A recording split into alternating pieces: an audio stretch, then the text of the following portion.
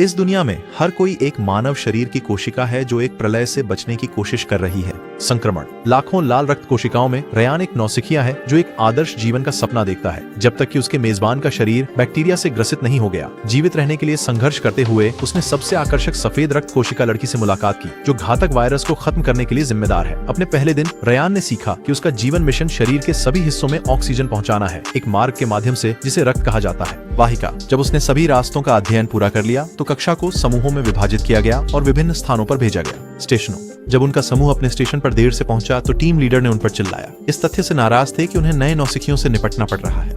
दंड के रूप में उन्होंने प्रत्येक को 2 ऑक्सीजन के बक्से लेकर डिलीवरी के लिए जाने का निर्देश दिया और कहा कि वर्तमान स्वास्थ्य संकट के साथ लाल रक्त कोशिकाओं के रूप में उनकी जिंदगी बहुत ही दुखी। जैसे ही महाधमनी वाल्व खुला, लाल रक्त कोशिकाएं अंदर दौड़ने लगी। रास्ते में ऑक्सीजन से भरे भारी गाड़ियों को धक्का देते हुए पेट तक यात्रा करते हुए रास्ता भटक जाने के बाद मुख्य जठरीय कोशिका रेयान पर देर से पहुंचने के लिए क्रोधित हो गई। भले ही यह उसका पहला दिन है, वे कोई गलती करने का जोखिम नहीं उठा सकते क्योंकि शरीर अब स्वस्थ स्थिति में नहीं है। काम की अधिकता और नींद की कमी के वर्षों के कारण रामड़ो खाने की अधिकता और शराब पीने ने शरीर को संकट में डाल दिया है। एक और वितरण के लिए बक्से इकट्ठा करते समय रेयान एक अनुभवी लाल रक्त कोशिका से मिले, जिन्होंने उसे मस्तिष्क तक ऑक्सीजन पहुंचाने में मदद करने की कोशिश की। रक्तवाहिका के रास्ते में उन्होंने देखा कि यह एक भूरे गूदेदार पदार्थ से अवरुद्ध हो रहा था, जिसे कोलेस्ट्रॉल कहा जाता है। रॉजर ने दोषियों का जिक्र किया, जिन्हें उन्होंने एलडीएल लोगों के रूप में संदर्भित किया। ये गुंडों का एक समूह है जो कभी-कभी जिगर से रक्तवाहिका को अपने अपशिष्ट स्थान के रूप में उपयोग करते हैं। साइट पर उसने उनका पीछा करने की कोशिश की, लेकिन जैसे ही उन्होंने उसे देखा, एलडीएल तुरंत भाग गए। रॉजर चिंतित था, क्योंकि अगर यह चलता रहा तो मेजबान को अंततः दिल का दौरा पड़ सकता है। जब रेयान ने अपनी पहली डिलीवरी यात्रा पूरी की तो रॉजर ने उसे आराम करने के लिए कहा, लेकिन जब टीम लीडर ने रेयान को सुस्ती करते देखा तो वह गुस्सा हो गया और उसे काम पर लौटने के लिए कहा। अचानक उनके सामने एक एयर वेंट फट गया, जिससे रक्त वाहिका में कार्बन मोनोऑक्साइड फैल गया। टीम लीडर गैस के विस्फोट में फंस गया और उसका शरीर प्रतिकूल प्रतिक्रिया देने लगा, धुएं। लेकिन जब रायन उसे बचाने के लिए दौड़ने की कोशिश कर रहा था, रॉजर ने उसे और करीब जाने से रोक दिया, यह कहते हुए कि उसे गंदगी में गिड़गिड़ाने का हक है। और अन्य लाल रक्त कोशिकाएं जो जहरीली गैस के संपर्क में आई थीं, सेल ज़ॉम्बीज में बदल गईं। इसके ऊपर अचानक कहीं से एक समूह भयंकर बैक्टीरिया आ गया और उन ज़ॉम्बीज को खाने लगा। जैसे ही बैक्टीरिया रायन और रॉजर की तरफ बढ़े, लेक्सिया, एक गर्म सफेद रक्त कोशिका, प्रकट हुई और अपनी ब्लेड, सफेद रक्त कोशिका और उसके विशाल कोर को देखकर रायन स्तब्ध था और वह उसे घूरता ही रह गया। और यह विशाल तोप के गोले बाकी की बैक्टीरिया के खिलाफ लड़ने लगे। और इसी बीच रॉजर अपने नुकसान का शोक मना रहा था। मित्र और रेयान का मन झाड़ू की तरह टूट गया। रॉजर ने उसे याद दिलाया कि उनका एकमात्र उद्देश्य लाल रक्त कोशिकाओं के रूप में ऑक्सीजन पहुंचाना था, चाहे इसकी कोई भी कीमत क्यों न हो और चाहे इसके परिणाम कुछ भी हो। उसने मस्तिष्क तक ऑक्सीजन पहुंचाने के लिए रक्त वाहिका के प्रदूषित भाग की ओर जाकर खुद का बलिदान कर दिया। अपने मार्गदर्शक को खोने के दृश्य से रेयान का दुख और बढ़ गया और उसका इरादा भी वही करने का था। भाग्य, लेकिन लेक्सिया ने उसे उसके अंत से मिलने से रोक दिया। उन्होंने मिलकर फेफड़ों की यात्रा की और गैसीय अपशिष्ट उत्पादों को वितरित किया। जब वे वहां थे, उन्होंने पता लगाया कि होस्ट बॉडी द्वारा धूम्रपान करने की एक घटना कार्बन मोनोऑक्साइड के लिए जिम्मेदार थी, जहरीला होना। रेयान ने सोचा कि मेजबान जानबूझकर खुद को हानि क्यों पहुंचाएगा, लेकिन लेक्सिया ने बताया कि यह तो अब और भी बुरा होने वाला है। लौटते समय उसने एक आकर्षक मैक्रोफेज को देखा, जिसकी स्कर्ट एक बैक्टीरिया के खून से भीगी हुई थी, जिसे उसने अभी मारा था। वह बिना कुछ कहे उसके पास से और विदेशी शरीरों को खत्म करने की तलाश में गुजर गई। रेयान के हाथ उसके गाड़ी के ऊपर से टकराए और रिजल्टिंग साउंड से मैक्रोफेज सतर्क हो गई, जिसने तेजी से उसकी गर्दन की दिशा में अपने माचेते को लहराया। हालांकि जब उसने देखा कि वह बैक्टीरिया नहीं है तो उसने अपना ब्लेड हटा लिया और लगभग उसका सिर काटने के लिए माफी मांगी। उसकी मुस्कान में दर्द ने उसे एहसास दिलाया कि केवल लाल रक्त कोशिकाएं ही तनाव में नहीं थीं। हाल ही में, लेकिन शरीर के प्रत्येक अन्य कोशिका में। मौखिक गुहा में रेयान ऑक्सीजन के एक कनस्तर के साथ पहुंचा, केवल यह पता लगाने के लिए कि म्यूकोसल कोशिकाएं एक आउटब्रेक के कारण जल रही थीं, जिसे मुंह का छाला कहा जाता है। उसने अपनी रसीद पाने की उम्मीद में गिरी हुई कोशिका की ओर दौड़ लगाई। महाराब की दीवार से एक विस्फोट ने उसे जमीन पर गिरा दिया और उसकी रसीद अल्सर की लपटों में जल गई। मुंह के अल्सर के फटने के कारण कई भयानक बैक्टीरिया मौखिक गुफा में घुसने लगे। वे रायन के करीब आ गए और वह डर में सिकुड़ गया। और जब वे उसका जीवन समाप्त करने वाले थे, लेक्सिया और 2 अन्य श्वेत रक्त कोशिकाओं ने उन सभी को नष्ट कर दिया और उसे बचा लिया। उन्होंने बैक्टीरिया को काटा और एक विशेष तकनीक, जिसे फेगोसाइटोसिस कहते हैं, उसका उपयोग करके उन्हें खा लिया। जब वे समाप्त हो गए तो मौखिक गुहा में एक विशेष तरल भर गया, जिसने मृत बैक्टीरिया के अवशेषों को धोकर दूर कर दिया और इसे सामान्य रूप से बहाल कर दिया। लेक्सिया ने हमले का सामना करते समय दृढ़ रहने के लिए रेयान की प्रशंसा की और वह अपने छात्रों के साथ निकल गई। वापस भी रक्तवाहिका, रेयान और अन्य नए लोगों ने अपनी निराशा एक दूसरे के साथ बांटी। 2 वरिष्ठ लाल रक्त कोशिकाएं उनकी हिम्मत बढ़ाने के इरादे से वहां मिलने आईं।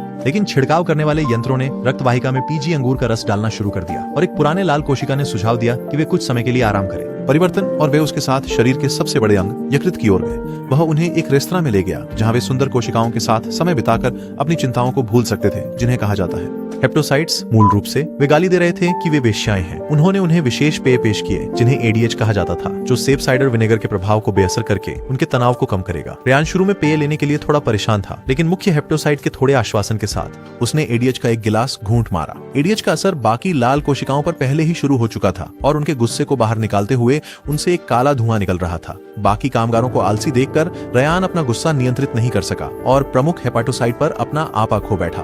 बूढ़ी लाल कोशिका ने रेयान को बुलाया और दिखाने की कोशिश की कि वे सभी मेजबान के कारण कठिनाइयों का सामना कर रहे थे। कुछ घंटों बाद रेयान ने प्रमुख हेपाटोसाइट से उसके प्रति जिस तरह से उसने बात की थी उसके लिए माफी मांगी और मस्ती और आराम की एक रात के बाद लाल रक्त कोशिकाएं अंततः अपनी ड्यूटी पर लौटने के लिए तैयार थीं। हालांकि वे एक कोशिका की कमी से थीं, क्योंकि वृद्ध लाल रक्त कोशिका एक हेपाटोसाइट के प्रेमिल हाथों में प्राण त्याग चुकी थी। उसे इमारत के एक विशेष भाग में ले जाया गया जिसे साइनसॉइड कहा जाता है और उसके निर्जीव शरीर को एक विशेश प्रकार के मैक्रोफेज जिसे कुप्फर सेल कहा जाता है द्वारा खा लिया गया, शरीर में पोषक तत्वों को वापस छोड़ने के लिए। रेयान अपने आंसू नहीं रोक सका, क्योंकि उसने अब 2 लाल रक्त कोशिकाओं को खो दिया था जिन्हें वह करीबी संगी और मार्गदर्शक मानता था। जाने से पहले उस खूबसूरत लड़की ने उसके गाल पर किस किया। गाल। लेकिन जब वह शर्मा रहा था, लेक्सिया दिखाई दी, इसलिए उसने जल्दी से अपने हाथ हटा ली। उसने स्थिति समझाने की कोशिश की, लेकिन उसने उसे भविष्य में स्वर्ण खोदने वालों से सावधान रहने के लिए कहा। इस बीच मस्तिष्क में मुख्य मस्तिष्क कोशिका ने दूसरों को उत्तेजना के लिए तैयार होने के लिए कहा, और जब उन्होंने शरीर की अस्वास्थ्यकर जीवन शैली से जुड़े जोखिमों के बारे में चेतावनी दी, कमांडर ने जोर दिया कि उनके पास कोई विकल्प नहीं था, बल्कि उन्हें आगे बढ़े पूरे शरीर के भीतर। एक घोषणा ने सभी कोशिकाओं को इस महत्वपूर्ण कार्य के लिए अपनी सभी कर्तव्यों को छोड़ने के लिए कहा। वे सभी निर्धारित स्थान पर एकत्रित हुए, जहां उन्हें उनके काम के बारे में जानकारी दी गई। प्रधान मस्तिष्क कोशिका ने समझाया कि उनका मिशन आदमी की कथा के स्पोंजी क्षेत्र को भरकर कथानक विकास के लिए एक अवसर बनाना था। रेयान ने अपने वरिष्ठ को स्वीकार किया कि उसने पहले केवल सिर में ऑक्सीजन पहुंचाई थी, इसलिए उसने कथा का अनुभव कभी नहीं किया है। विकास। इन शब्दों को कहने के बाद 2 बूढ़े लाल रक्त कणिकाएं रेयान को चिढ़ाने लगी और उसके आगे चलने लगी, और उन्होंने उसका मजाक उड़ाया कि उसने कभी भी विकास का अनुभव नहीं किया। विकास। हालांकि लेक्सिया दिखाई दी, और जब उन्होंने उसी कारण से उनका उपहास करने की कोशिश की तो वह उनमें से एक की ओर बढ़ी और अपनी तलवार उनसे पर फेंकी। वह सिर्फ उसके रास्ते में खड़े एक छोटे कीड़े को मारने की कोशिश कर रही थी, मगर उसने उस लड़के को पेशाब करवा दिया। जैसे ही रेयान ने अपना धन्यवाद व्यक्त किया, उन्होंने उसे उनके साथ टेस्टिस की गश्त पर शामिल होने के लिए आमंत्रित किया, जबकि वह अपना काम कर रहा था, डिलीवरी। एक साथ वे अंडकोश पर पहुंचे, जहां सेरोटोली कोशिकाओं का कार्य शुक्राणुओं की देखभाल और पोषण करना था। रेयान आश्चर्यचकित था कि कैसे ये छोटे शुक्राणु कोशिकाएं बाद में शरीर में अन्य सभी कोशिकाओं के निर्माण का आधार बनेंगी, और यह उसे प्लॉट में भाग लेने के लिए अधिक उत्साहित कर रहा था। विकास। वह अन्य लाल रक्त कोशिकाओं में शामिल हो गया और वे योजना में अपनी भूमिका शुरू करने के संकेत का इंतजार कर रहे थे। विकास। संकेत दिया गया और लाल रक्त कोशिकाएं रक्त प्रवाह बढ़ाने के लिए हेलिसिन धमनी की दीवार का विस्तार करने लगी। इसके बाद वे स्पॉन्ज टिश्यू की ओर बढ़े और उसे भरना शुरू किया। उसे एक कठोर माइनक्राफ्ट स्टिक में बदल दिया। मस्तिष्क की कोशिकाएं कहानी के विकास की प्रगति की निगरानी कर रही थीं और सब कुछ योजना के अनुसार चल रहा था। हालांकि कहानी के विकास को बनाए रखने के लिए आवश्यक सुनहरा यौगिक शरीर के भीतर घटने लगा और कुछ ही सेकंड में पूरा ऑपरेशन था। समझौता हो गया। लाल रक्त कोशिकाएं इस प्रक्रिया में घायल हो गई, क्योंकि स्पंजी ऊतक उनके भरने के लिए बहुत तंग हो गया। उम्मीद खो बैठे। मिशन में सीनियर ने उन्हें सलाह दी कि चीजें बिगड़ने से पहले पीछे हट जाएं, लेकिन रेयान बिना लड़ाई लड़े हार मानने वाला नहीं था। छोटे स्पर्म कोशिकाओं की खातिर वह रुका रहा और स्पंजी टिश्यू में वापसी की कोशिश की। कमांड सेंटर में मुख्य मस्तिष्क कोशिका के चेहरे पर गंभीरता थी, जैसे वह मिशन को समाप्त करने पर विचार कर रहा था। लेकिन इससे पहले कि वह आदेश दे पाता, शरीर ने अधिक सुनहरे पदार्थ का उत्पादन करना शुरू कर दिया। यौगिक और लाल रक्त कोशिकाएं आदमी की योजना में एक आखिरी प्रयास देने के लिए और अन्य लाल रक्त कोशिकाएं पूरी साजिश विकसित करने में सक्षम थीं, और शुक्राणु कोशिका अंतरिक्ष यात्री महिला साजिश के युद्ध क्षेत्र में उड़ान भरने के लिए तैयार थे। शुक्राणु कोशिकाओं की सुरक्षित डिलीवरी सुनिश्चित करने के लिए उपाय किए गए और एक गिनती शुरू की गई, जिसके बाद शुक्राणु कोशिकाएं चंद्रमा पर बसने के लिए अंतरिक्ष में भेजी गईं। नए लाल रक्त कोशिकाएं अपने पहले साजिश के घटनाओं से थक चुकी थीं। विकास। लेकिन अंततः उन्होंने स्नातक कर लिया और अपना वी कार्ड प्राप्त कर लिया।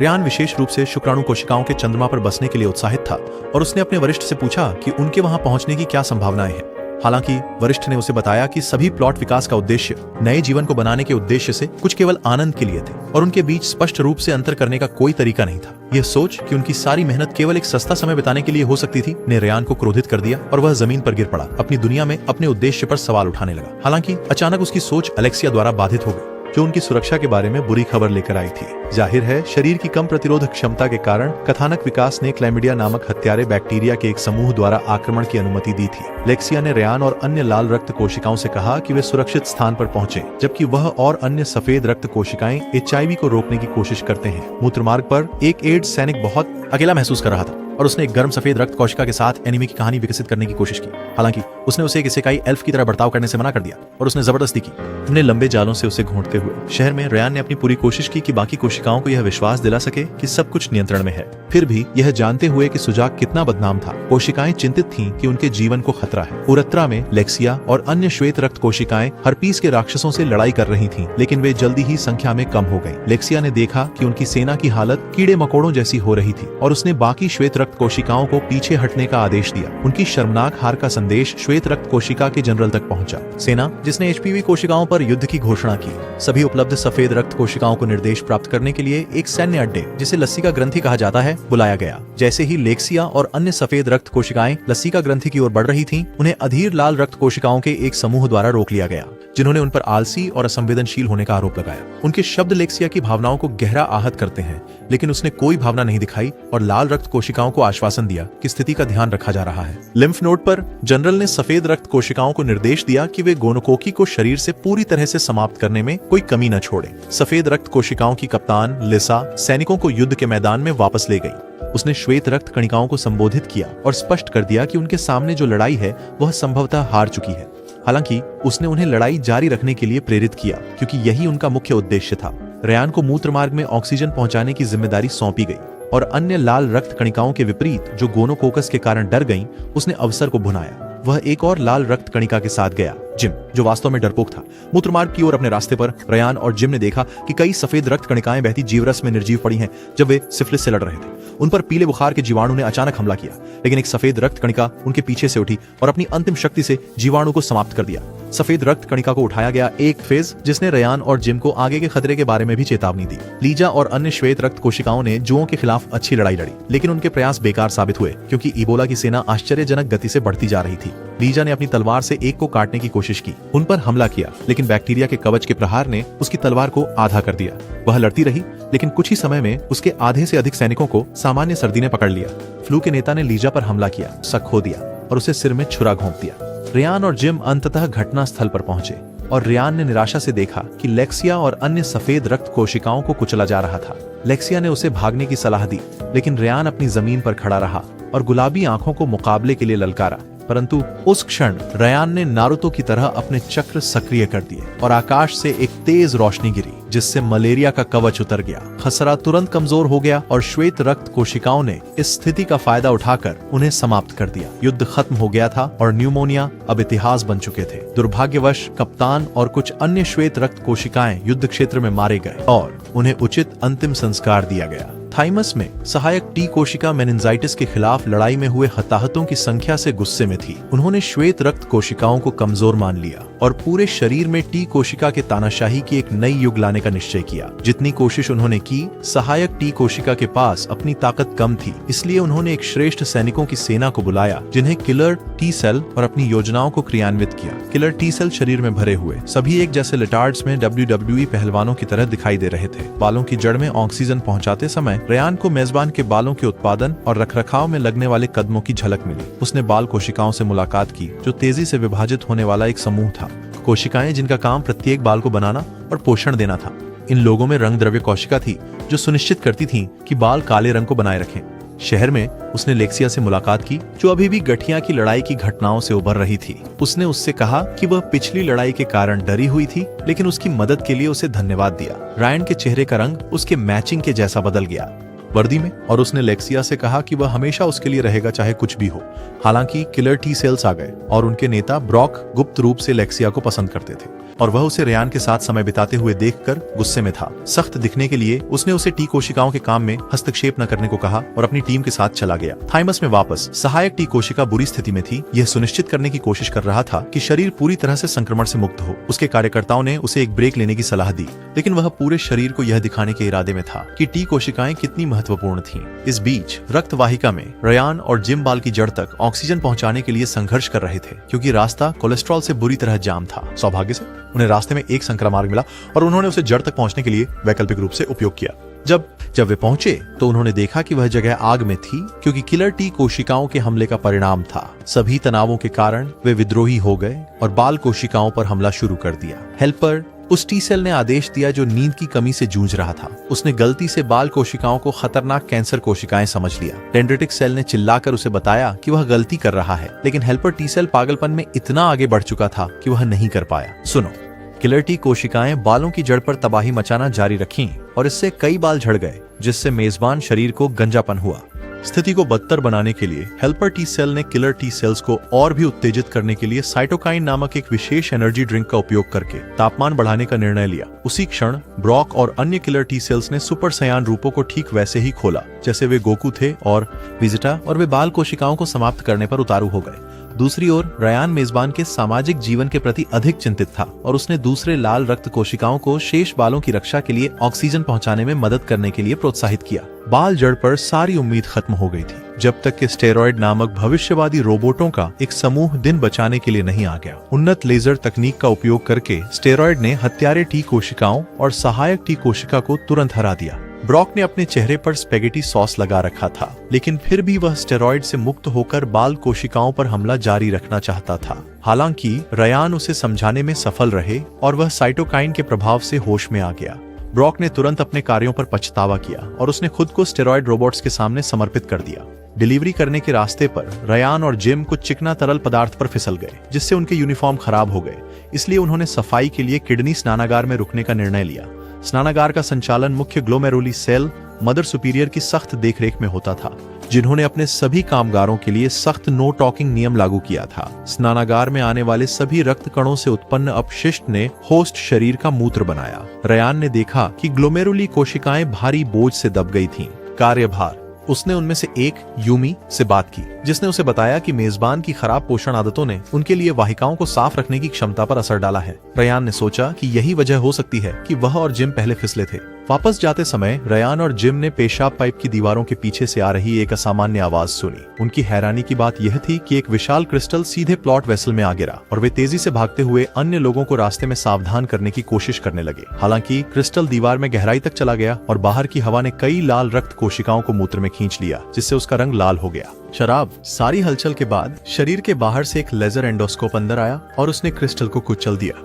हालांकि इससे एक पूरी तरह से नए समूह के बैक्टीरिया को अंदर आकर शरीर पर आक्रमण करने का मौका मिल गया। सफेद रक्त कणिकाएं बैक्टीरिया को गुर्दों तक पहुंचने से रोकने के लिए आगे बढ़ी, जबकि रयान और जिम ग्लोमेरुली कोशिकाओं को आने वाले संकट के बारे में चेतावनी देने के लिए दौड़े। सफेद कणिकाएं पूरी ताकत से बैक्टीरिया की तरफ बढ़ी, लेकिन वे आसानी से संख्या में कमजोर थे। कमांड सेंटर में मुख्य मस्तिष्क कोशिका ने उनकी कठिनाई को देखा और उसने अन्य मस्तिष्क कोशिकाओं को आदेश दिया कि सहायता के लिए मैक्रोफेज को सक्रिय करें। हालांकि मैक्रोफेज अडियल राजकुमारियां थीं जिन्हें दौड़ना पसंद नहीं था, इसलिए वे मदद नहीं कर सकीं। मदद करें। संख्या में कम होने के बावजूद श्वेत रक्त कोशिकाएं बैक्टीरिया के खिलाफ अपनी लड़ाई में डटी रहीं। हालांकि बैक्टीरिया ने उन पर हावी रहते हुए कई को नष्ट कर दिया। उसी समय रयान गुर्दे तक पहुंचा और उसने ग्लोमेरुली कोशिकाओं से निवेदन किया कि वे बैक्टीरिया के आने से पहले वहां से चले जाएं। रयान की चेतावनी सुनते ही ग्लोमेरुली कोशिकाएं डर से ग्रस्त हो गईं और उन्होंने शुरू किया। कांप रहे थे, लेकिन उनकी मां ने रयान को नजरअंदाज किया और उन पर फिर से काम शुरू करने का जोर डाला। यूमी ने साहस दिखाया और अपने वरिष्ठ के पास गईं, उनसे पुनर्विचार करने की विनती की, लेकिन इससे पहले कि वह बात पूरी कर पाती, एक बड़ा बैक्टीरिया पाइप से ऊपर चढ़कर उन पर हमला कर देता है। बैक्टीरिया ने अपने पंजे यूमी की ओर बढ़ाए, लेकिन उनकी मां ने हमले को रोकते हुए खुद की बलि दे दी। लेक्सिया ने तुरंत कदम उठाया और काट दिया बैक्टीरियम, लेकिन नुकसान पहले ही हो चुका था। यूमी और अन्य ग्लोमेरुली कोशिकाएं अपनी मां के पास इकट्ठा हो गईं, जब उन्होंने उनसे कहा कि वे लड़ाई जारी रखें, इससे पहले कि वह चल बसी। बैक्टीरिया ने बचे हुए श्वेत रक्त कोशिकाओं को घेरने में सफलता हासिल कर ली थी और किडनी पर आक्रमण अवश्यम भावी लग रहा था। हालांकि एक बैक्टीरिया रोबोकॉप डिटेक्टिव क्विनोलोन उनकी सहायता के लिए आया और सभी बैक्टीरिया को खत्म कर दिया। मदर सुपीरियर के जाने के बाद यूमी को ग्लोमेरुली कोशिकाओं की नई नेता के रूप में आगे आना पड़ा, तो रयान ने उसे अपने दिल से आगे बढ़ने के लिए प्रोत्साहित किया। जब जिम ने दिन की डिलीवरी पूरी की तो वह थकान महसूस कर रहा था और उसने निर्णय लिया कि अब आराम करने का समय है। हालांकि इससे पहले कि वह आराम कर पाता, हाल ही में जिस सेल में उसने डिलीवरी की थी वह सहायता की गुहार लगाते हुए बाहर भागा। उस आदमी ने जिम को अशुद्ध ऑक्सीजन का कनस्तर देने के लिए दोषी ठहराया, जिसने उसे जल्दबाजी में एक वरिष्ठ नागरिक में बदल दिया। उसके बाद इस घटना के बाद जिम का सामना एक समूह से हुआ, जिन्होंने उसके लापरवाह व्यवहार के लिए अपनी नाराजगी व्यक्त की। हालांकि रेयान ने हस्तक्षेप किया और समझाने की कोशिश की कि कैसे समय के साथ खराब कनस्तरों में यात्रा करने से ऑक्सीजन जहरीली हो सकती है। रूकी अवार्ड समारोह में रेयान को रूकी अवार्ड विजेता घोषित किया गया और जिम उन सभी क्षणों के बारे में सोचने से खुद को रोक नहीं पाया जब उसने सही काम करने से कतराया था। समारोह के बाद जिम कुछ असंतुष्ट लाल रक्त कोशिकाओं के साथ शामिल हो गया। उसे बताया कि उन्हें यह घटना कितनी बुरी लगी। उन्होंने उसे एक गुप्त स्थान पर आराम करने के लिए आमंत्रित किया, लेकिन उसने मना कर दिया क्योंकि उसका मन सही स्थिति में नहीं था। जब रेयान और जिम सेबेसियस ग्रंथि की यात्रा कर रहे थे, जिम रेयान की उपलब्धि को लेकर ईर्ष्या महसूस किए बिना नहीं रह सके। बालों की जड़ तक पहुंचने पर रेयान ने बाल कोशिकाओं के प्रति सहानुभूति दिखाई, जिन्होंने गंजेपन की घटना के बाद से बालों की वृद्धि की कमी के बारे में अपनी निराशा व्यक्त की। जब वे सीढ़ियों से ऊपर की ओर सेबेशियस ग्लैंड की ओर जा रहे थे, रेयान ने जिम के कुछ बक्से ले जाने का सुझाव दिया, लेकिन जिम ने कहा कि वह खुद संभाल सकता है क्योंकि वह रेयान के खुशमिजाज रवैये से तंग आ चुका था। रास्ते में ऑक्सीजन का एक कनस्तर फट गया जो अशुद्ध ऑक्सीजन में बदल गया और इसने कई लाल रक्त कोशिकाओं को नष्ट कर दिया। जब वे गंदे स्थान पर पहुंचे तो रेयान और जिम की मुलाकात सेबेशियस ग्रंथि की कोशिका से हुई, जो अपने काम से रिटायर होने के कुछ ही पल दूर था। उसने लाल रक्त कोशिकाओं को उनकी निरंतर मेहनत के लिए धन्यवाद दिया, जबकि अपने खुद के शरीर में महत्वपूर्ण कोशिका होने की भूमिका को कम करके आंका। उसने खुलासा किया कि एक सेबेशियस ग्रंथि कोशिका के रूप में उसकी नियति अंततः फटना था, जो मेजबान शरीर के चारों ओर एक प्राकृतिक चिकनाई रिहा करती है ताकि वह सूख न जाए। जिम और रेयान उसके द्वारा शरीर की भलाई के लिए दी जा रही इतनी बड़ी कुर्बानी से दंग रह गए। फिर भी सेबेशियस ग्रंथि कोशिका ने अपनी नियति स्वीकार कर ली और उसने विनम्रता से उनसे बाहर जाने का अनुरोध किया जब वह अपनी इसेकाई मिशन की तैयारी कर रहा था। सेबेशियस ग्रंथि कोशिका विस्फोट कर गई, जिससे उसने कहा था उसके अनुरूप स्नेहक निकल गया। हालांकि स्नेहक ने कमरे के कुछ ऑक्सीजन टैंकों के साथ प्रतिक्रिया की, जिससे वे अशुद्ध ऑक्सीजन में बदल गए। अशुद्ध ऑक्सीजन में तीव्र गंध थी, जिससे लाल रक्त कोशिकाएं और बाल कोशिकाएं प्रभावित हुई। जिम ने इस दुर्घटना के लिए खुद को दोषी ठहराया, मानते हुए कि वह हमेशा अशुद्ध ऑक्सीजन देने के लिए शापित है। उसने दूसरों से दूरी बनाए रखने की कोशिश की, लेकिन समारोह से आई 2 लाल रक्त कोशिकाएं उसके पास पहुंच गईं और उन्होंने उसे अपने गुप्त स्थान पर आने का न्योता दिया। बूस्ट। जिम उनके साथ छोटी आंत तक गया, जहां एक अमृत उस पर बरसा, उसे एक सुपर डिलीवरी में बदलते हुए। मशीन। जिम एक अजेय शक्ति बन गया जो पूरे शरीर में बिना थके पैकेज पहुंचाता। जब भी थकान होती, वह जल्दी से अपनी ऊर्जा को अमृत से स्नान करके पुनः प्राप्त कर लेता। रायन ने जिम को यह बताने की कोशिश की कि अमृत पर उसकी भारी निर्भरता धीरे धीरे उसकी सारी ऊर्जा खत्म कर देगी, लेकिन जिम ने उनकी बात अनसुनी कर दी। उसके लिए उनके काम की तनावपूर्ण प्रकृति इस ऊर्जा की मांग करती थी। बूस्ट। हालांकि एक नियमित डिलीवरी के दौरान नासिका गुहा की केशिका में एक दरार उत्पन्न हुई, जिससे एक वार्म होल बन गया जो अपनी यात्रा में सब कुछ और सभी को निगलने लगा। रेयान और जिम ने अपनी जान बचाने के लिए कसकर पकड़े रखा, लेकिन एलिक्सर के प्रभावों ने जिम को बहुत कमजोर बना दिया। खुद को पराजित और जीवन के लायक नहीं मानते हुए जिम ने पहले ही हार मान ली थी और छोड़ने के लिए तैयार था, लेकिन रेयान ने तुरंत उसे याद दिलाया कि सभी को दूसरा मौका मिलता है। लेकिन रेयान ने उसे समझाने की कोशिश की कि वह अभी भी वापस आ सकता है और अपनी जिंदगी को सुधार सकता है, कि यह बहुत देर नहीं हुई है। ये शब्द वही थे जो जिम सुनना चाहता था, इसलिए वह जीने के लिए और भी ज्यादा दृढ़ संकल्पित हो गया। उसने रेयान की ओर खुद को प्रोपेल करने के लिए अपनी आखिरी ऊर्जा का उपयोग किया, जो तुरंत उसे सुरक्षित स्थान पर ले गया। उस मौत के बहुत करीब आने के बाद बच जाने पर अनुभव, रायन और जिम के बीच कुछ नया चिंगारी लगा और वे दोनों एक साथ जीवित होने पर खुश थे। जैसे जैसे कार्बन मोनोऑक्साइड और पीजी अंगूर के रस का स्तर रक्त वाहिका में बढ़ा, लाल रक्त कोशिकाएं इतनी थक गईं कि वे अपना कार्य नहीं कर पा रही थीं। नौकरियों को देखने के बाद एक अनुभवी लाल रक्त कोशिका ने रेयान और जिम से कहा कि वे उससे साथ चलें लीवर में डिटॉक्स के लिए। जब वे लीवर पहुंचे तो वे यह देखकर चौंक गए कि जो कभी जीवंत और चुलबुला अंग था, वह अब ठंडा और गंदा हो चुका था। उजाड़ भूमि। प्रमुख हेपेटोसाइट ने उनके टेबल पर उनका स्वागत किया और माफी मांगी कि वह उनके डिटॉक्स में मदद नहीं कर सकी। उन्होंने चेतावनी दी कि जब पैरों तक ऑक्सीजन पहुंचाने जाएं तो सावधानी बरतें, क्योंकि मेजबान की पीने की होड़ ने अंधकार को जगा दिया है। भगवान। फिर भी रेयान और जिम ने पैरों में ऑक्सीजन पहुंचाने के लिए आगे बढ़े, लेकिन उन्हें वापस चढ़ते समय मुश्किल का सामना करना पड़ा, क्योंकि टांगों की मांसपेशियां उन्हें रास्ते के साथ धकेलने के लिए पर्याप्त दबाव नहीं बना सकी। अपनी यात्रा जारी रखने से पहले उन्होंने 1 मिनट का विश्राम लिया, लेकिन पहले के 2 वरिष्ठ लाल रक्त कोशिकाएं जेफ और स्टेन आए और उनके कड़े परिश्रम का मजाक उड़ाने लगे। जिम चुपचाप वहां से चला गया, लेकिन जेफ और स्टेन उन्हें याद दिलाते रहे कि कैसे वे एक साथ कैफीन में नहाने का आनंद लेते थे। हालांकि रेयान ने जल्दी हस्तक्षेप किया और उनसे कहा कि जिम को अकेला छोड़ दें। जैसे ही रेयान और जिम अपनी यात्रा जारी रखते हैं, अचानक जमीन में दरार आ जाती है और देती है। इस तरह एक नए लाल रक्त कोशिका गड्ढे में गिर गया। रेयान और जिम तुरंत घटनास्थल पर पहुंचे, लेकिन सैकड़ों मरे हुए लाल रक्त कोशिकाओं से भरे एक बड़े रक्त थक्का को देखकर चौंक गए। स्टेन रयान के पीछे से चुपके से आया और उसे गड्ढे में धक्का दे दिया, लेकिन जिम ने जल्दी से उसे पकड़ लिया और गड्ढे के किनारे पर पकड़ रखा। जैफ और स्टेन ने दोनों को चेतावनी दी कि फिर कभी अपनी सत्ता को चुनौती न दें और उन्हें गड्ढे में मरने के लिए छोड़ दिया। जिम अपनी पकड़ बनाए रखने के लिए संघर्ष कर रहा था और लगभग छोड़ने वाला था जब लेक्सिया आई और उन्हें उनकी कब्र में गिरने से बचाया। रयान ने लेक्सिया का धन्यवाद किया क्योंकि वह अपनी सांस पकड़ने और उसकी विशाल तोप की प्रशंसा करने के लिए बैठ गया। गेंदों उसने उन्हें गड्ढे से दूर ले जाकर एक और रास्ते पर ले गई ताकि वे पैर बाहर निकाल सकें। सभी अचानक जमीन जोर से हिलने लगी और डार्क लॉर्ड ने एक शक्तिशाली हवा का आह्वान किया जिसने रक्त के थक्के को हिलाकर उनकी ओर उड़ा दिया। दिशा में वे तुरंत एक केशिका के अंदर छिप गए ताकि कुचलने से बच सकें। लेक्सिया ने उन्हें समझाया कि अगर खून का थक्का किसी महत्वपूर्ण जगह में फंस गया तो यह शरीर को गंभीर नुकसान पहुंचा सकता है। अंग जमाव लुढ़कता रहा, रास्ते में अन्य लाल रक्त कोशिकाओं को लेते हुए, जब तक कि अंततः वह फेफड़ों के प्रवेश द्वार से नहीं टकराया जिससे वे बंद हो गए। जैसे ही रयान और जिम इसे निकालने की कोशिश कर रहे थे, उन्होंने पाया कि जेफ और स्टैन उलझे हुए थे अंदर और फेफड़ों से टकराने के धक्के ने उन्हें बुरी तरह घायल कर दिया था। स्टैन पागल की तरह हंस पड़ा, घोषणा करते हुए कि डार्क लॉर्ड आ रहा था और हर कोई नष्ट हो जाएगा। स्थिति का असर फेफड़ों की कोशिकाओं पर हुआ जिससे वे घुटने लगे और बेहोश हो गए। उस क्षण रयान को तुरंत अपनी नोट्स में पाए गए एक छिपे हुए मार्ग का ध्यान आया। उस रास्ते से वह और अन्य लाल रक्त कोशिकाएं थक्के के अंदर से प्रवेश कर सकती थीं और इसे बाहर निकाल सकती थीं। उसने उन्हें वहां पहुंचाया और वे सभी उस बहुत संकरे रास्ते से होकर जितना संभव हो सकता था उतना ऑक्सीजन पहुंचाने के लिए निकल पड़े। कुछ समय के बाद लेक्सिया और अन्य लाल रक्त कोशिकाओं ने देखा कि थक्का गिरना शुरू हो गया था, जिसका मतलब था कि रयान और अन्य अपनी में सफल हो गए थे। योजना वे फेफड़ों में पहुंचे और यह देखकर आश्चर्य हुआ कि फेफड़ा कोशिकाएं अभी भी जीवित थीं, रयान और उसके अंतिम समय पर की गई डिलीवरी के कारण।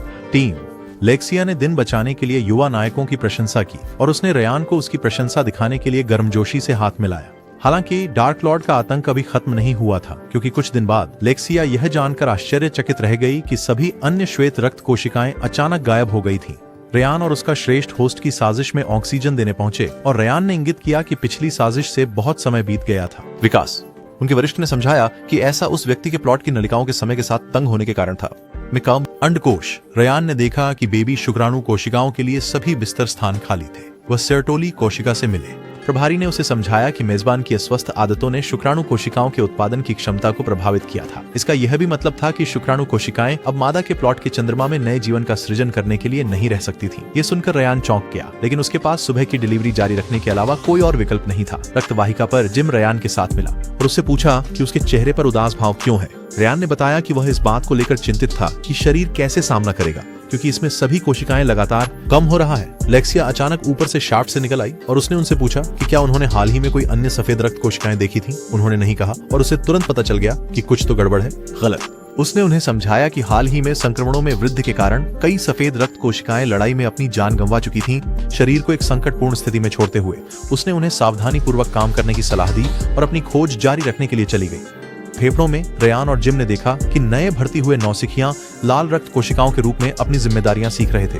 दो नौसिखियां सेठ और कोल ने दूर से रयान को देखा और प्रसिद्ध नायक का अभिवादन करने के लिए भागे। सेठ आखिरकार मिलकर उत्साहित था रयान और उसने उसका ऑटोग्राफ मांगा, लेकिन रयान ने उसे गर्मजोशी से हाथ मिलाया। पर्यवेक्षक ने देखा कि नए लोग रयान को कितना पसंद करते हैं और उसने रयान से पूछा कि क्या वह उनका मेंटर बनेगा। उन्हें चूंकि यह पहली बार था जब रयान वरिष्ठ बन रहे थे, वह उनके लिए एक अच्छी मिसाल कायम करने के लिए दृढ़ थे और जब उन्हें अपने भारी डिब्बे उठाना कठिन लग रहा था तब भी उन्होंने उनका कुछ बोझ उठाने की पेशकश की। शहर में रयान फिर से मदद करने की कोशिश कर रहा था और नए लोगों के लिए सभी डिलीवरी कर रहा था, लेकिन वह धीरे धीरे पूरे दबाव से खुद को थकाने लगा था। नए लोग अपनी पहली डिलीवरी यात्रा से थक गए थे और वे आश्चर्यचकित दिखे कि रयान पूरे समय काम करने के बावजूद कैसे खड़ा रहने में सक्षम था। हालांकि कोल ने गलती से डिलीवरी करते समय एक रसीद छोड़ दी और रयान ने उसके लिए पांव के पास ऑक्सीजन देने का निर्णय लिया। जितना काम वह कर रहा था उसे देखकर जिम को चिंता हुई कि रयान खुद को थका लेगा और उसने उसे याद दिलाया कि कैसे उनके ही मेंटर्स द्वारा उन्हें बहुत बुरी तरह से प्रताड़ित किया गया था। लेकिन रयान ने उसे बताया कि वह नवागंतुकों के प्रति अच्छा व्यवहार करके कुछ बदलाव लाना चाहता था। पैरों के पास रयान और जिम यह देखकर हैरान थे कि जगह कितनी गंदी और खस्ताहाल हो गई थी। वहाँ जमीन से एक समूह केंचुओं ने उन्हें अपना बनाने की तैयारी कर ली थी, खाने की, लेकिन लेक्सिया ने आकर उनमें से एक को अपनी तलवार से सिर में मार दिया। वह लगातार रिंगवर्म्स पर अपनी तलवार चला रही थी, लेकिन वे जल्दी ही उसके लिए संभालना बहुत हो गए। उसके दो छात्र खतरे से निपटने के लिए मदद करने आए, लेकिन फिर भी वे रिंगवर्म्स से अधिक संख्या में थे। श्वेत रक्त कोशिकाओं को जिंदा खा जाने की स्थिति में थे। जब अचानक पैर सभी दिशाओं में पानी से भर गया जिससे रिंगवर्म्स बह गए। उसके बाद मेजबान के शरीर के बाहर से 3 लेजर हेडलैम्प्स पैर में आए और रिंगवर्म्स को धूल में बदल दिया। लेक्सिया और अन्य लोग दीवार की ओर धकेले जाने से भारी सांस ले रहे थे, लेकिन नियंत्रण केंद्र ने जल्दी से उन्हें शरीर के अन्य हिस्सों में अधिक रिंगवर्म्स का सामना करने का निर्देश दिया। रयान ने भी आगे बढ़ने और उससे ज्यादा ऑक्सीजन देने का फैसला किया, सामान्य रूप से, लेकिन वह जल्दी थक गया और उसने अपना गुस्सा सेट पर निकाला। जिम ने हस्तक्षेप करने की कोशिश की और वह रयान को एक गुप्त जगह पर ले गया, जहां उसने उसे समझाया कि कैसे अधिक जोशीला होना उसके साथ काम का उसके स्वास्थ्य पर नकारात्मक प्रभाव पड़ सकता है। रायन ने क्षितिज की ओर देखा और उस क्षण उसे एहसास हुआ कि अकेले उसके लिए उनकी दुनिया का बोझ उठाना बहुत अधिक था। उसे मेजबान को बचाने के लिए अपना हिस्सा निभाना था, लेकिन कभी कभी आराम करने के लिए भी समय निकालना था। अगली सुबह रायन काम पर वापस लौटे और पहले दिन के अपने गुस्से के लिए सेठ से माफी मांगी। एक वरिष्ठ लाल रक्त कोशिका ने उन्हें पेट में एक आपात स्थिति की जानकारी दी, जहां अधिक से अधिक ऑक्सीजन पहुंचाने के लिए कई हाथों की जरूरत थी। इसलिए रायन और जिम सीधे आगे बढ़ गए और नए को पीछे छोड़ दिया। पेट में मुख्य गैस्ट्रिक सेल ने लाल रक्त कोशिकाओं को बताया कि उनका मिशन कितना खतरनाक और जीवन के लिए खतरा था। उन्होंने समझाया कि पेट की दीवारें टूट गई थीं और उनका काम यह सुनिश्चित करना था कि उसे पर्याप्त ऑक्सीजन मिले, जबकि यह भी ऑक्सीजन प्रदान कर रहा था गैस्ट्रिक सेल्स को जो इसकी मरम्मत करते थे। जिम ने सोचा कि प्रमुख गैस्ट्रिक सेल्स के दावों पर विश्वास किया जाए या नहीं, लेकिन रयान ने उसे आश्वस्त किया कि यह झूठ नहीं है और उन्होंने सबसे बुरे के लिए अपने दिमाग को तैयार किया। अचानक पेट की छत खुल गई, जिससे गर्म और जानलेवा गैस्ट्रिक एसिड 2 अनजान लाल रक्त कोशिकाओं पर गिरा। मुख्य गैस्ट्रिक सेल तुरंत सेल्स को बचाने के लिए पहुंचे, लेकिन एसिड ने पहले ही उन्हें बुरी तरह से नुकसान पहुंचा दिया था। जब जिम ने यह देखा तो उसे अपनी सुरक्षा के लिए डर लगने लगा और वह कायर की तरह भाग गया।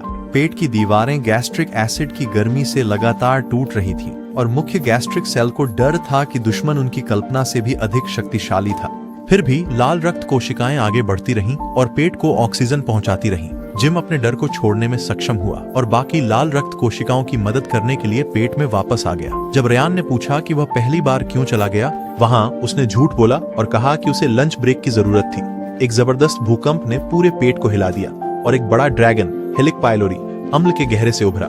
मुख्य गैस्ट्रिक सेल ने रयान और जिम को सूचित किया कि यह ड्रैगन हालिया हमलों के पीछे था। पेट यह यूरेज नामक एंजाइम का उपयोग करके पेट के भीतर जीवित रह सका, जिससे यह गैस्ट्रिक के प्रभावों के प्रति प्रतिरोधी हो गया।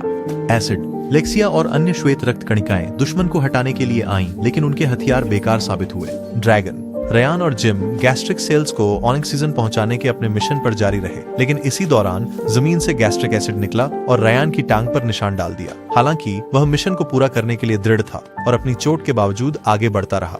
लंगड़ो, ड्रैगन ने पेट की दीवारों से टक्कर मारी और मुख्य गैस्ट्रिक सेल ने रयान और जिम को वहां से भागने का आग्रह किया, क्योंकि उनके नीचे की जमीन गिरने वाली थी। वे जितनी तेजी से हो सके दौड़ पड़े, लेकिन रास्ते में रयान का पांव मुड़ गया और वह जमीन पर गिर गया, आगे नहीं बढ़ सका। वह एसिड के गड्ढे में गिरने ही वाला था कि जिम ने मुड़कर उसे बाहर खींच लिया, खुद गिरते हुए उसकी जगह ले ली और खुद को बलिदान कर दिया। रयान अपनी आंखों पर यकीन नहीं कर सका जब जिम गैस्ट्रिक एसिड में गिर गया और उसने उसके पीछे जाने की कोशिश की, लेकिन मुख्य गैस्ट्रिक सेल ने उसे पीछे खींच लिया और उसे बहुत भावुक होने के लिए डांटा। रयान आंसुओं में टूट गया क्योंकि उसने जिम के साथ बिताए अच्छे समय को याद किया। दर्द असहनीय था और वह चिल्लाया, लेकिन उसे सांत्वना देने के लिए कोई नहीं था। ड्रैगन को अंततः एक यंत्रीकृत युद्ध मशीन द्वारा नीचे लाया गया, जिसे जाना जाता है क्लैरिथ्रोमाइसिन, और पेट की सभी कोशिकाएं उत्तेजित थीं। हालांकि गैस्ट्रिक चीफ सेल जानता था कि जब तक मेजबान ऐसी भयानक मानकों के अनुसार खतरा अभी खत्म नहीं हुआ था। जैसे जैसे दिन बीतते गए, रयान का दिल अपराध बोध से भारी था और वह बिस्तर से उठने के लिए संघर्ष कर रहा था, खुद को जिम की मौत का जिम्मेदार ठहरा रहा था। शहर में अचानक एक बड़ा और अज्ञात क्रिस्टल प्रकट हुआ। श्वेत रक्त कोशिकाएं और मैक्रोफेज जल्दी से क्रिस्टल को नष्ट करने के लिए आगे बढ़े, लेकिन उनके हमलों में से कोई भी उस पर खरोंच तक नहीं डाल सका। दुश्मन द्वारा उत्पन्न चुनौती को समझते हुए केंद्रीय मस्तिष्क कोशिका ने एक अधिक शक्तिशाली रक्षा रणनीति के उपयोग की मांग की, जिसे फॉर्मेशन कहते हैं। एक सफेद रक्त कोशिकाएं शक्तिशाली हथियारों से लैस थीं और उन्होंने उस पर बड़े पैमाने पर हमला किया। क्रिस्टल, लेकिन यहाँ तक कि उनका अंतिम हमला भी उसे गिराने में असफल रहा। ये देखते ही सभी कोशिकाएं सुरक्षा की ओर भागने लगीं और इस अफरा तफरी के बीच रयान एक महिला से मिला जिसने जिम के बारे में उससे पूछा। उसने जोर दिया कि उस पर जिम का ख्याल रखने की जिम्मेदारी है, क्योंकि वह हमेशा उसकी प्रशंसा और सम्मान करता था। सब कुछ देखकर अभिभूत महसूस करते हुए रयान ने एक ब्रेक लेने और रुकने का फैसला किया और वह दिल्ली, वह स्थान जहां वे लाल रक्त कोशिकाएं जिन्हें अपनी कार्यक्षमता खो चुकी थीं, छानकर बाहर निकाल दी जाती थीं और अनावश्यक सामग्री हटा दी जाती थी। यह सब एक उच्च पदस्थ अधिकारी जिसका नाम जाकी था की देख रेख में किया जाता था। रयान धीरे धीरे प्रोसेसिंग चैम्बर में और प्रमुख से उसके पोषक तत्वों को छोड़ देने की विनती की, क्योंकि उसके पास अब जीने का कोई कारण नहीं था। लेकिन उनकी इच्छा पूरी करने के बजाय प्रमुख ने उनके आसार बहाने के लिए उन्हें फटकारा। उन्होंने रयान को अपनी असली जीवन के उद्देश्य को पूरा करने तक और अधिक काम करने का आग्रह किया। इस बीच श्वेत रक्त कोशिकाओं से लगातार आक्रमण के बावजूद विशाल क्रिस्टल को नष्ट करने के सभी प्रयास विफल रहे। चल रही लड़ाई ने शहर पर भारी असर डाला, जिससे बड़े पैमाने पर विनाश हुआ और मस्तिष्क कोशिकाओं को एक वैकल्पिक रणनीति के साथ आने के लिए मजबूर कर रहा है। मुख्य मस्तिष्क कोशिकाओं ने समझा कि विशालकाय क्रिस्टल कोई विदेशी आक्रमणकारी नहीं था, बल्कि शरीर में यूरिक एसिड का एक जमाव था। अब और सहन नहीं कर पाने के कारण रयान ने शरीर को और अधिक नुकसान पहुंचाने की तीव्र इच्छा महसूस की, ताकि मेजबान शरीर को सबक सिखाया जा सके। अन्य कोशिकाओं से भी उसमें शामिल होने का आग्रह कर रहा था। लेक्सिया की उसे रोकने की कोशिशों के बावजूद रयान गुस्से में दीवार को मारता रहा। वह उसकी ओर दौड़ी और उसे कसकर गले लगा लिया। उससे विनती करने लगी कि शरीर को नष्ट न करे, वही शरीर जिसके लिए उसके सबसे प्रिय मित्र ने अपनी जान जोखिम में डाली थी। उसके शब्दों ने उसके दिल को छलनी कर दिया और वह घुटनों के बल गिरकर रोने लगा। सारी अराजकता के बीच कोल्चिसिन नामक एक खाया गया अवरोधक श्वेत रक्त कोशिकाओं को शांत करने के लिए दिया गया, ताकि शहर में आगे की विनाश को रोका जा सके। हालांकि प्रमुख मस्तिष्क कोशिका ने निष्कर्ष निकाला कि अगर मेजबान की अस्वस्थ आदतें बनी रहीं, तो उनका जीवन और भी बुरा हो सकता है। अगले दिन सभी लाल रक्त कोशिकाएं अपनी दैनिक गतिविधियों के लिए हृदय में एकत्रित हुईं और 2 वरिष्ठ लाल कोशिकाओं ने अवरुद्ध होने की शिकायत की। वाहिकाएं सोचते हुए कि यदि स्थिति बदतर हो गई तो क्या हृदय रुक जाएगा। भूरे बालों वाले सेल ने रयान के बारे में पूछा, लेकिन वरिष्ठ को पता नहीं था कि वह कहाँ है और उसे संदेह था कि वह कभी लौटेगा। हालांकि जब वह आया और अपना सिर झुकाया तो वे उसके बारे में चिंतित हो गए। उसका वरिष्ठ उसके लौटने पर खुश था और उसने उसे एक दोस्ताना स्वागत दिया और सेठ के साथ वे पेट की ओर निकल पड़े। जब वे पहुंचे तो उन्होंने केवल एक उदास तपिश भरी गर्मी का गड्ढा पाया और सेठ ने इस कठोर स्थिति को सहन करना मुश्किल पाया। लेकिन रयान ने उसे बताया कि जब वह आखिरी बार आया था तो हालत काफी बेहतर थी और उसे अपने दोस्त की मृत्यु की यादें आने लगी। अचानक मुख्य सेल ने जोर देकर कहा कि उन्हें जल्दी करनी चाहिए। सेठ ने स्वयं का परिचय देने की कोशिश की, लेकिन मुख्य सेल ने उसे झुकने के लिए। रयान ने सेठ को बताया कि मुख्य सेल को नाम पसंद नहीं है, लेकिन वह तब हैरान हो गया जब मुख्य सेल ने अचानक उसे उसके नाम से पुकारा और उसे मेहनत करते रहने को कहा। दिल की ओर जाते हुए उन्होंने बहुत सारे पत्थर देखे और रयान ने सोचा कि अगर दिल की मुख्य धमनी कोरोनरी आर्टरी अवरुद्ध हो जाए तो क्या होगा। जब वे वाहिकाओं से होकर गुजर रहे थे, उन्होंने कुछ पिचके हुए लाल रक्त कोशिका देखी पत्थरों, लेकिन प्लेटलेट्स पहुंचे और बोल्डर साफ कर दिए, जिससे लाल रक्त कोशिकाओं के गुजरने के लिए एक छोटा सा रास्ता बन गया। हालांकि दीवारें अंदर की तरफ गिरने लगीं और फंसा दिया। आपातकालीन स्थिति को पहचानते हुए रयान ने सेठ को निर्देश दिया कि वह जो भी ऑक्सीजन कैनिस्टर मिले उसे पकड़ ले, क्योंकि वे दिल को ऑक्सीजन पहुंचाने के लिए दौड़ पड़े। इस बीच अन्य कोशिकाएं भ्रमित स्थिति में थीं। ऑक्सीजन स्तर तेजी से गिर गए और इसी बीच स्क्रीन पर एक आकृति दिखाई दी और आपातकाल की मांग की। मीटिंग। वक्ता ने सभी को उनकी कड़ी मेहनत के लिए धन्यवाद दिया, इससे पहले कि उन्होंने दुखद समाचार सुनाया कि वे सब मरने जा रहे थे, क्योंकि दिल का मुख्य धमनी अवरुद्ध हो गया था। वह विभिन्न हमलों को पहचानते हुए, जिन्हें उनके साहसी प्रयासों के कारण शरीर जीवित रह सका, उन्हें यह सूचित करते हैं कि यह अंतिम कड़ी है और शरीर नष्ट हो जाएगा। इस चौंकाने वाली घोषणा से सभी स्तब्ध रह गए और उन्होंने एक स्पष्टीकरण की मांग की। स्टेज पर एक बुरे कलाकार की तरह स्क्रीन पर सामान फेंकने लगा। लोगों ने उस पर चिल्लाया और उसे गालियां दी। हालांकि वह सिर्फ झुककर माफी ही मांग सकता था कि उसने चीजें यहाँ तक पहुँचने दी। अंत में दिल रुक गया और लाल रक्त कोशिकाओं ने हार मान ली, लेकिन रयान ने तलाश जारी रखी। On oxygen. लेक्सिया रयान को खोजने के लिए तेजी से दौड़ी, लेकिन इससे पहले कि वह उससे उसके ठिकाने के बारे में पूछ पाती, लाइट्स चली गईं। मस्तिष्क कोशिकाओं ने पुष्टि की कि यह दिल का दौरा था, जिसका मतलब था कि हर कोई बर्बाद। पूरा शरीर पूरी तरह से अंधकार में चला गया, लेकिन रयान ने हार नहीं मानी। जब वे अपने भाग्य का इंतजार कर रहे थे, शरीर अचानक कांपने लगा और रोशनी चमकने लगी। रयान को एहसास हुआ कि शरीर स्वयं को पुनर्जीवित करने की कोशिश कर रहा था। उसने सभी लाल रक्त कोशिकाओं को तैयार रहने के लिए कहा, ताकि हृदय के तैयार होते ही ऑक्सीजन की आपूर्ति कर सके। पुनः स्थापित हो गया, लेकिन सेठ ने उसे ऐसा करने से रोकने की कोशिश की। एक पुराने लाल रक्त कोशिका ने उसे बताया कि यह बेकार है और उसे हार मान लेनी चाहिए, लेकिन उसने जोर दिया, कहते हुए कि वह तब तक काम करता रहेगा जब तक कि अंत। उसने दिल को जोर से पुकारा और दिल ने और भी तेज चमक के साथ जवाब दिया। प्रकाश को चमकता देख सभी को आशा मिली और वे सब दिल को पुकारते हुए जोरों से प्रार्थना करने लगे। दिल की धड़कन बहुत तेज हो गई और बिजली की चमक के साथ शक्ति पूरी तरह बहाल हो गई। इसी बीच कोरोनरी वाहिनियों में लाल रक्त कणिकाएं रास्ता साफ करने के लिए जोर शोर से काम कर रही थीं। तभी एक अजीब कीड़ा आया और गुब्बारे की मदद से पत्थरों को एक तरफ कर दिया, जिससे उनके लिए रास्ता खुल गया। वे ऑक्सीजन को रयान और अन्य रक्त कणिकाओं तक पहुंचाने में सक्षम थे, जो इसे शरीर की सभी कोशिकाओं में ले गए। मस्तिष्क कोशिका कमांडर ने रयान के प्रयासों के लिए उसे धन्यवाद दिया। रयान ने उस वृद्धा को भी ऑक्सीजन पहुंचाई, जो बिल्कुल अकेली थी, और उसने रोते हुए रयान को हमेशा याद रखने के लिए धन्यवाद दिया। शहर में धीरे धीरे सारी रोशनी लौटते हुए देखकर उसने सभी उन यादों को याद किया जो उसने कठिन समय में जिंदा रहते हुए देखी थी। टाइम्स और उन्होंने अपने प्रिय मित्र के निधन पर शोक व्यक्त किया। शहर अचानक शांत और शांतिपूर्ण था, जैसे कुछ हुआ ही नहीं, और हर कोई अपने दिन सामान्य रूप से बिता रहा था। एक जहाज के माध्यम से चलते हुए रेयान ने लेक्सिया की एक विशाल राक्षस के साथ लड़ाई को रोका और उसे बाहर टहलने के लिए आमंत्रित किया। उन्होंने सोचा कि शरीर की स्थितियों में काफी सुधार हुआ है और लेक्सिया ने उसकी मेहनत और उसके बड़े विकास के लिए उसकी सराहना की। उसके शब्द सुनकर उसने अपने भावनाओं का इजहार करने का फैसला किया और वह इतनी शर्मिंदा हुई कि उसका चेहरा लगभग लाल रक्त कोशिका की तरह बदल गया।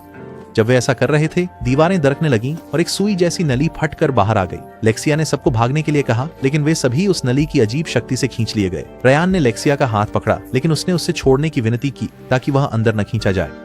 लेकिन अब बहुत देर हो चुकी थी। उसे एक ऑक्सीजन कंटेनर से बेहोश कर दिया गया और भंवर में खींच लिया गया। रेयान दूसरे शरीर की सबक्लेवियन आर्टरी में जागा, जो राक्षसों से भरी हुई थी। उसने पाया कि नया शरीर भी एक कोड ब्लैक वातावरण था और उसे एहसास हुआ कि उसका भयानक अतीत फिर से दोहराने वाला था।